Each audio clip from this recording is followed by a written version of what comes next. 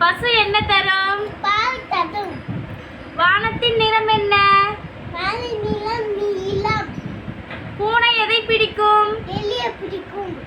பொங்கல் பண்டிகை எந்த மாதத்தில் வரும்? தை மாதத்தில் வரும். கோழி என்ன இடும்? முட்டையிடும். ஏதேனும் சில மரங்களின் பெயர்களை கூறுக.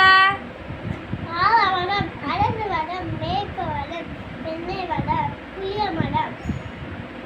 திசைகள் எத்தனை வகைப்படும்? அவை யாவை? கிழக்கு, மேற்கு, வடக்கு, தெற்கு. தமிழ் மாதங்களின் பெயர்களை கூறுக. சித்திரை, சித்திரை, வைகாசி, ஆடி, ஆவணி, புரட்டாசி, ஐப்பசி, கார்த்திகை, மார்கழி, தை, மாசி, பங்குனி.